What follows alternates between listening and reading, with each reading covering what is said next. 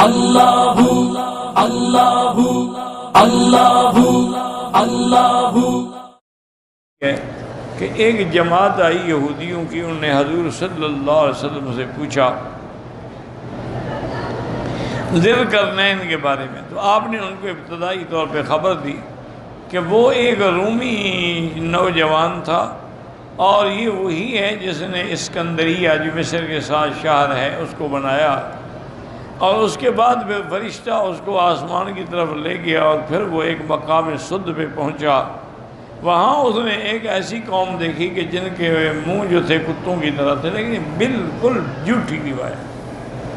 ایک بات یاد ہے، اسکندریہ جو ہے وہ تو اسکندر نے بنائی ہے، ذوالقرنین نے تو نہیں بنائی۔ ذوالقرنین جو ہیں یہ تو رجل صالح ملک عادل، عدل والا بادشاہ تھا اور بڑا نیک آدمی تھا، اور وہ سکندر جو ہے وہ تو کافر تھا، سکندر یونانی، وہ تو ایک فیلسوف کے مذہب پر تھا، ارسطو کے مذہب پر تھا۔ تو اس لیے یہ روایت بالکل جھوٹی روایت ہے جس کا کوئی اعتبار نہیں۔ اس لیے مفسر کہتا ہے کہ زیادہ سے زیادہ ہم یہ کہہ سکتے ہیں کہ اسرائیلی روایات میں سے یہ بھی روایات بنی اسرائیل میں ہے کہ وہ تقریباً 1600 سال ان کی عمر ہوئی۔ پہلے ویسے بھی عمر جو ہے نا بڑی طویل ہوتی تھی، 2000 سال 3000 سال۔ جیسے نوح علیہ السلام کی عمر جو ہے وہ 1500 سال تھی۔ قرآن مقدس میں جو ہے نا الف سنۃ الا 50 عاما، یعنی 950 سال، وہ دعوت کی مدت ہے کہ 950 سال میں نے ان کو پکارا ہے لیکن میری بات نہیں سنتے۔ عمر مبارک جو ہے وہ تو 1050، کیونکہ 40 سال کے بعد تو نبوت بھی لی اور طوفان آنے کے بعد بھی 50 سال زندہ رہے، تو اس لیے پہلے اعمار جو تھی نا وہ بڑی طویل ہوتی تھی۔ اور اسی طرح جنات جو ہے نا ان کی عمر بھی بڑی لمبی ہوتی، 2000 سال 3000 سال تک یہ زندہ رہتے ہیں۔ ابھی ایک روایت مبارک میں صحیح حدیث ہے کہ میرے آقا نے سرکار دو جہان رحمت دو عالم نے صلی اللہ علیہ وسلم، آپ صحابہ کے ساتھ کھڑے تھے اور آپ نے دیکھا دور سے ایک آدمی آ رہا ہے، تو حضور نے فرمایا کہ آنے والا جو ہے نا مشیت الجن، اس کی چال بتلاتی ہے کہ یہ جن ہے۔ وہ قریب آ گیا، اس نے آگے حضور پہ سلام عرض کیا۔ حضور نے فرمایا کون ہو تم؟ انہوں نے کہا حضور میں جن ہوں۔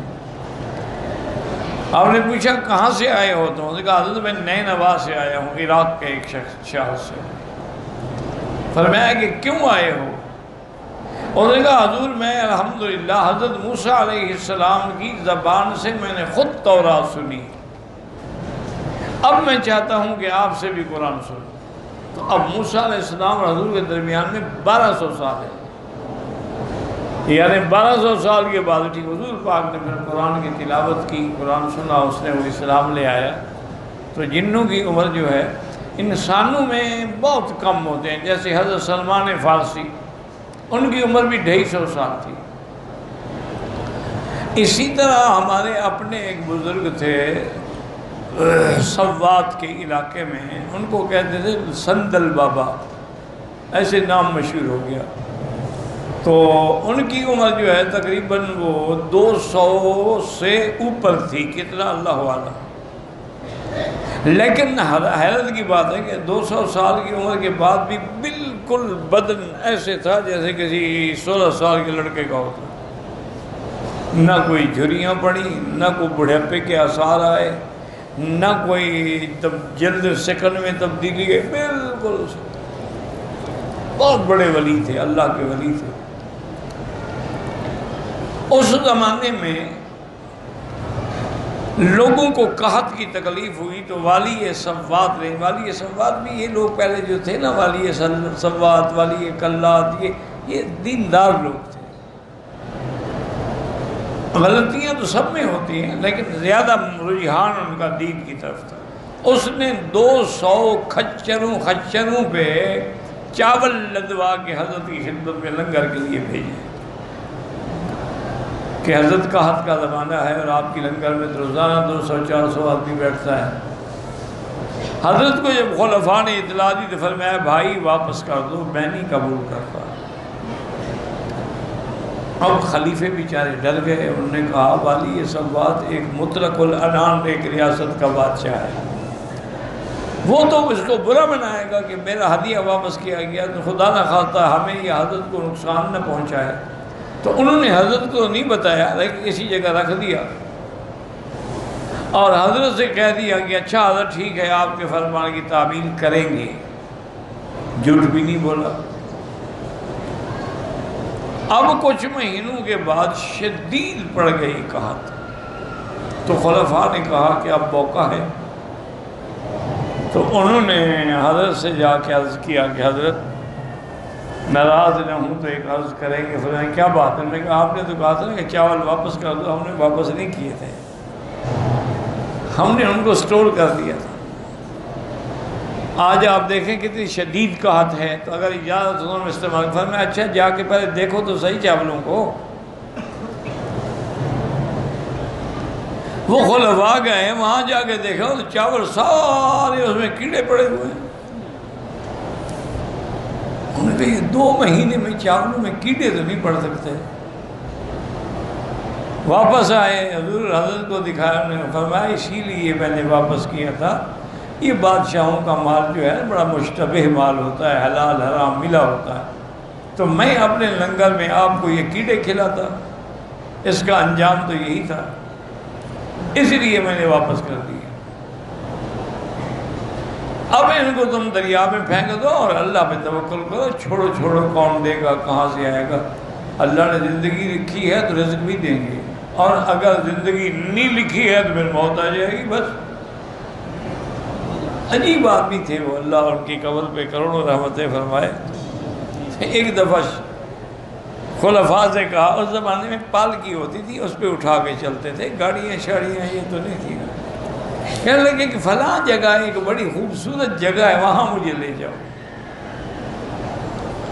اور سارا راستہ ذکر ہوتا تھا لا الہ الا اللہ کا۔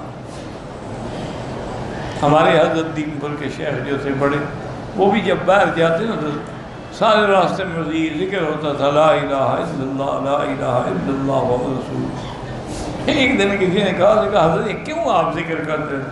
فرمایا بھائی گاجریں بیچنے والا گاجروں کا اعلان کرتا ہے، مولیاں بیچنے والا مولیوں کا اعلان کرتا ہے، فقیر کے پاس جو کچھ ہے میں بھی اسی کا اعلان کر رہا ہوں کہ کسی نے سیکھنا ہو تو سیکھ لے، میرے پاس اور کوئی چیز ہو تو میں اعلان کروں۔ بہرحال ذکر کرتے گئے، وہاں گئے تو وہ تو خلیفے بھی حیران ہو گئے، اتنی خوبصورت جگہ، ایک بہترین ٹھنڈا چشمہ ہے اور درخت ہیں اور اتنی پیارا موسم ہے اور اتنا سبزہ ہے۔